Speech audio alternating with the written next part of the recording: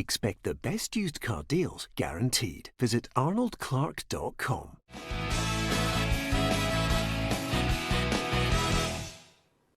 Welcome to Peter and Ruffy's Football Show, sponsored by Arnold Clark. I'm Peter Martin, delighted you could join us for the programme. In the studio tonight, Alan Ruff and Hugh MacDonald of the Daily Mail. We're not too far into the season, but already I think we might be losing the plot.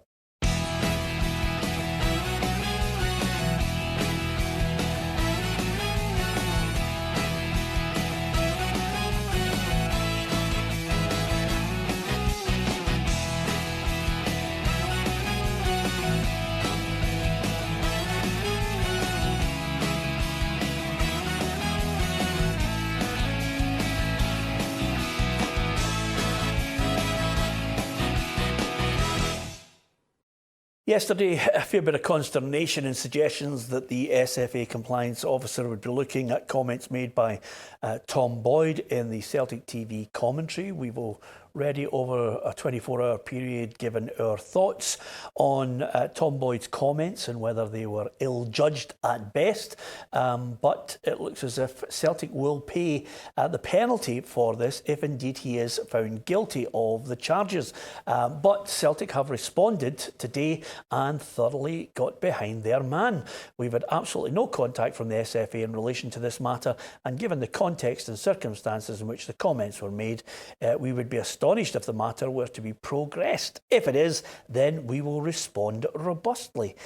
Well, I mean, I'm gobsmacked, or should I be gobsmacked at Celtic's stance on this one? No, I think it's welcome to the season. This is the first. Well, not the first major mushroom cloud already on a season which is going to include quite a few. I think it's going to be the most toxic, the most febrile, the most controversial season in living memory.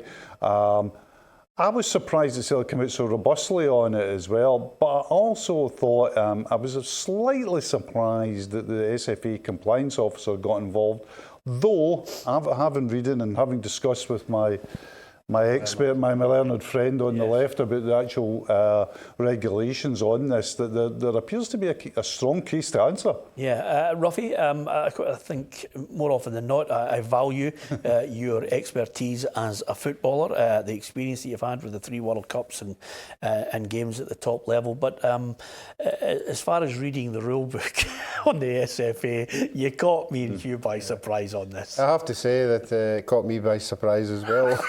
But I have to, it covers everything. It covers everything that Celtic could complain about. It really does. It hasn't missed anything out. It's the usual articles of words here and words being used in there. It covers everything.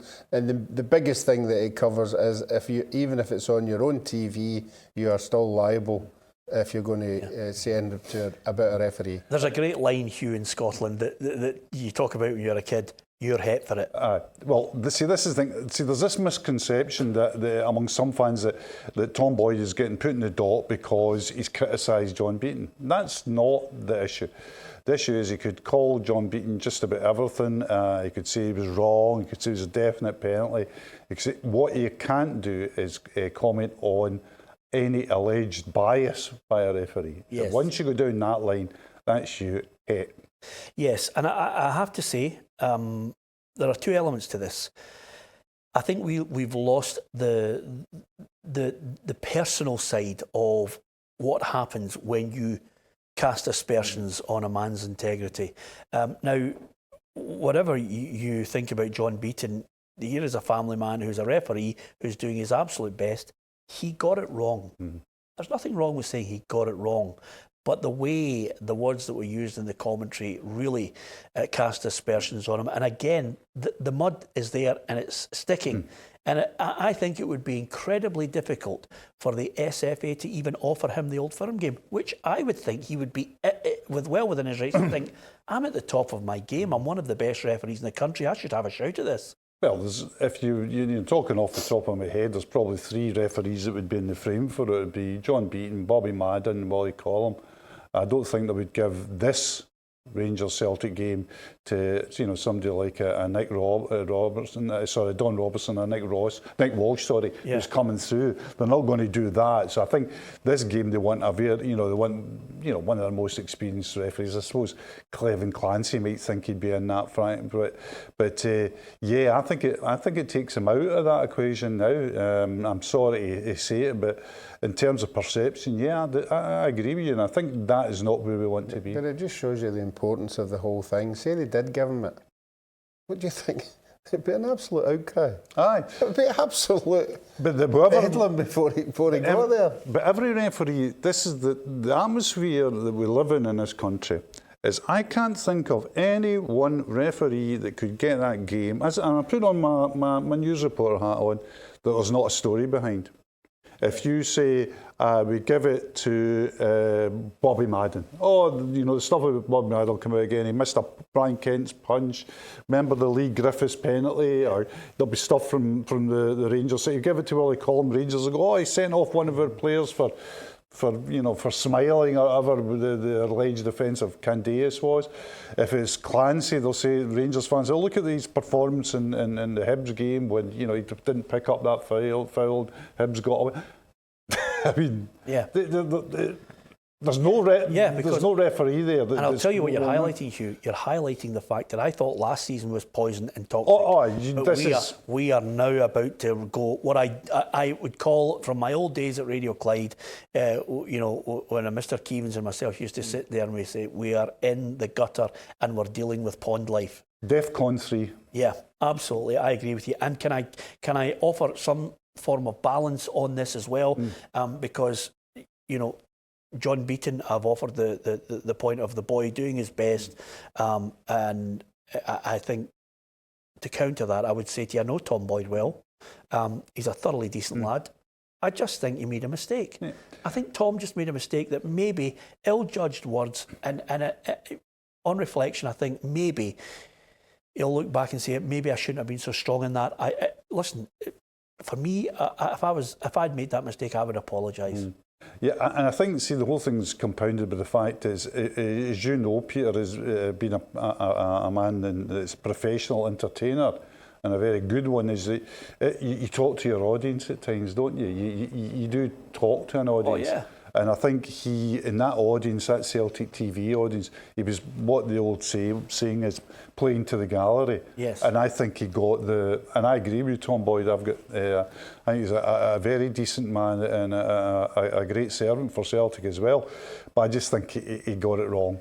Yeah, absolutely. Listen, a couple of little things before we move on, Ruffy, but Celtic looking at Jordan Ibe on a loan deal. I mean, if they're looking at Jordan Ibe on a loan deal, is this a point where the next couple of weeks we see Scott Sinclair suddenly trying to find himself a club and quickly? I said that a couple of months ago, that when there was a couple of championships sniffing about him, and Peter Lobel wisely put him on a contract so he could get money before his contract ran out. He's no daft, so somebody in the championship will pay money for him. And I think with the omission in certain games with Neil Lennon, maybe he said to Neil, time for me to move on. I've been here long enough, and he's just sort of weaning him out of the team, and that could be more money coming in. Yeah. The problem with him now is that championship window's shut though, and he's what he's got to do is he's probably, if he does want to go to a Preston or whatever, guys that have been, and go back down and live near his missus, which is a laudable aim. That's closed until January again. Yeah. I think the Celtic situation with Scott Sinclair is very poor at the moment, because honestly, I'm very strong in this.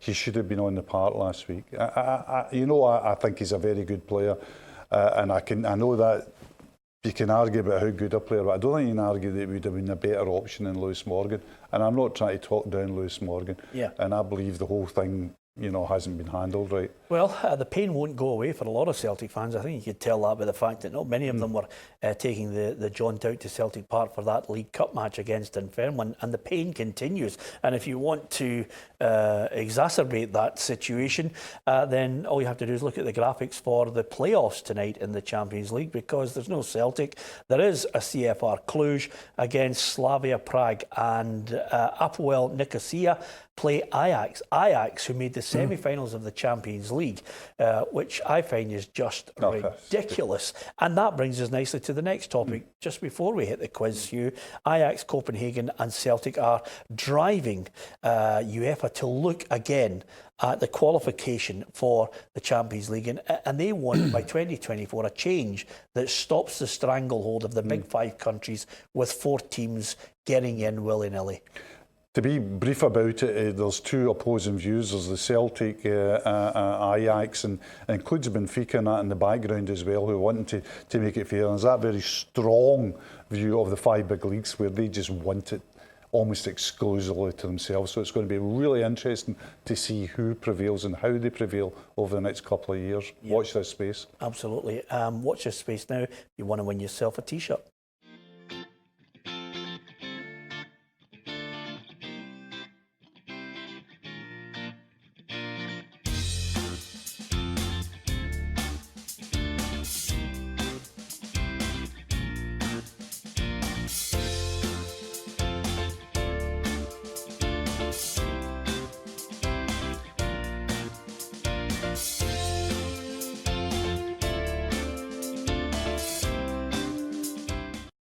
I make no bones about telling you, I apologise for putting in one of those pictures, because at that point, suddenly Hugh MacDonald's face lit up and he feels as if he's nailed it already. Dare I say it, were you working in the industry at that time? Or was no, believe it or not, I must have had a very hard paper ground. I was actually, in that time, this will stun, and it'll probably put off people guessing at the correct. I was actually at school still at that time.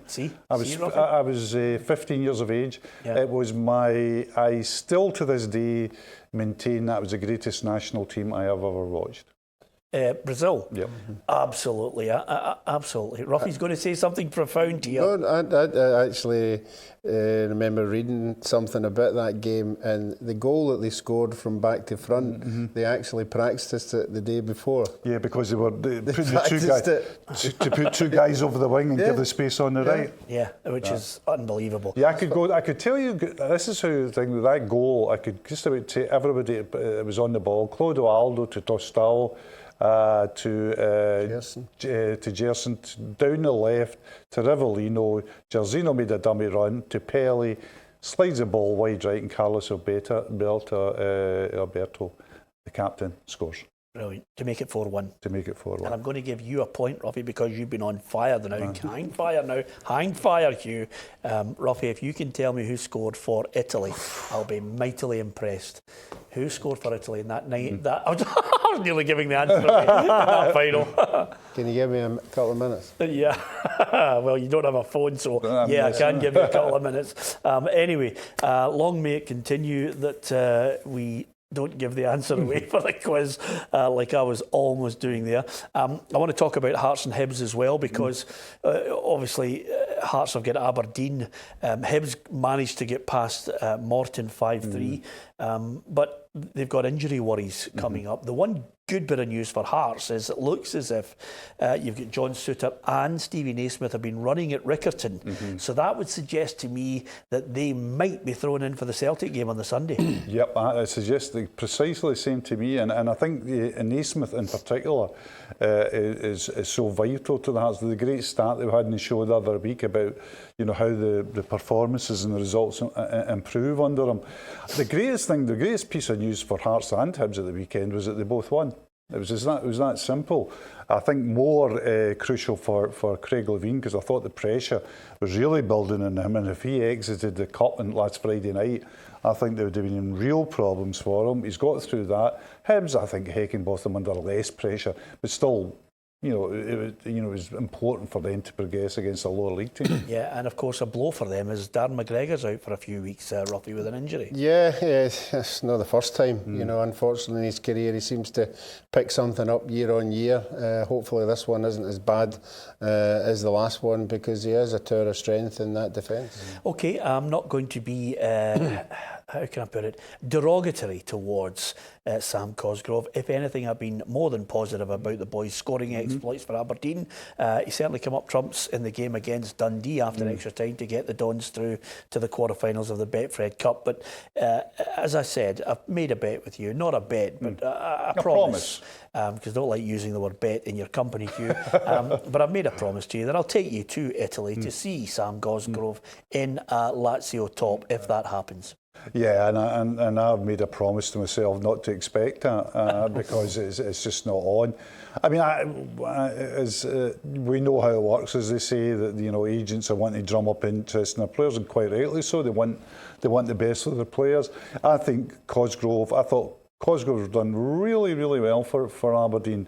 And I think his future, and I think himself would be a great step, would be Championship level. There you can make your 10 grand a week. You can make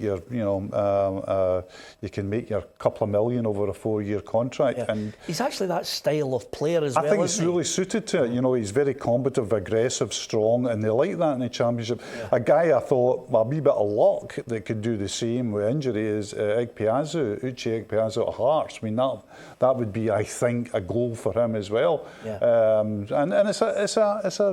it's a route that's been trodden by certain players over the last couple of years. Yeah, I'm not quite sure what the stance is from Aberdeen on Stevie May. They're digging in. St Johnstone wanted to try and get him even on loan, and again that route seems to be blocked. Since his injury, Stevie May has not been the same player. He just does not look as if he's a goal threat, sadly. No, it's fallen into not the same category, but a similar category. Scott Allan keeps going to clubs and not doing anything in the expectation of what they can do. Yeah. And I just feel that he... Do you really think he's in the same? I just mean for moving to a club and not establishing yourself and not kicking on the way you think you should. Yeah. And I'm thinking that he's not kicking on to the level that we all thought he would have. Yeah, in a strange sort of way. I slightly disagree with you, Ruffy, on the fact that Stevie May picked up an horrendous injury that killed him really at Preston. He was never the same player that he was at St Johnstone first time around. Scott Allan, for me, has been ill-advised from day one. That boy was strutting his stuff in Scotland under-21s at St Mirren Park one night, and I looked and I thought, he is going to be a superstar. He was picking passes that nobody else could see. Yep, and he's made several, wrong turns. I think Scott Allan's problem is some of it, I think he would admit himself, with his illness issues. He finds it difficult to be the sort of box-to-box player that all midfielders have to be now. But in terms of technique, he's sublime. Stevie May, I think, has got two problems. I think one is, getting back up to speed after a terrible injury. But the other one's confidence. I noticed, a couple of times last season when he was clean through and you're watching the screen and you're just going, how is he going to miss this? Yeah. You knew he was going to miss it. It was a matter of how. And that sounds terribly derogatory. And by the way, I'm anything but that with Stevie May. I think Stevie May for St Johnstone in the cup winning year was the difference between St Johnstone winning the Scottish FA Cup and not winning it. That's how good he was. So, he's got few more fervent admirers for that. And it wasn't just football ability, it was his tactical nous, the way that Tommy Wright played him left at times and all that, and it was his ability, his strength, everything. So I'm a great admirer, but his confidence is shot now, Peter. Yeah. Nico Hamalainen comes in on loan at Kilmarnock. Does that signal the cover should they lose Greg Taylor to Celtic? If indeed that is the case, that Celtic are still interested in him, I think, Celtic are looking at Taylor and Rosenborg's left back to see which way they're going to part with some cash. Well, why wouldn't you? He's just been elevated into the Scottish national team. Stevie Clark works with him day to day.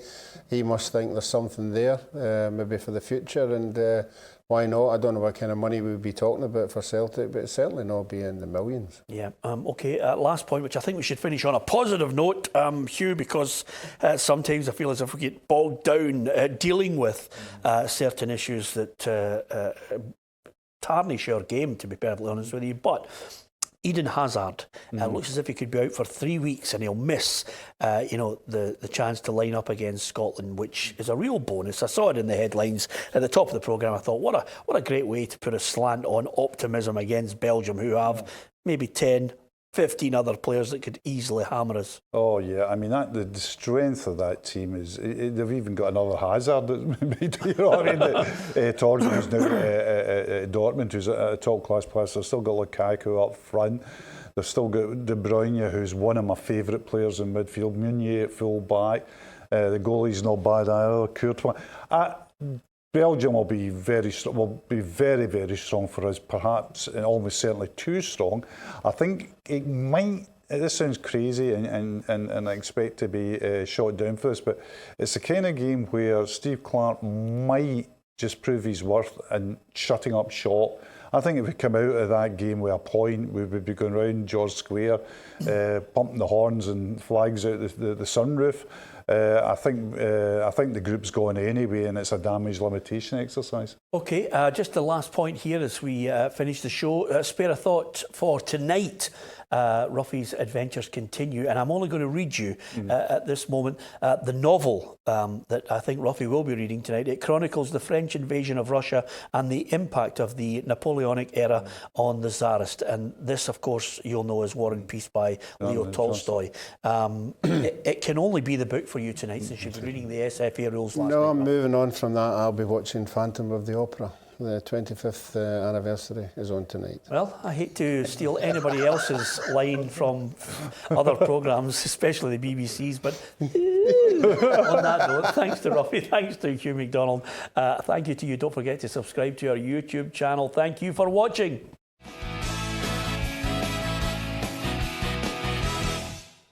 Expect the best used car deals guaranteed. Visit arnoldclark.com.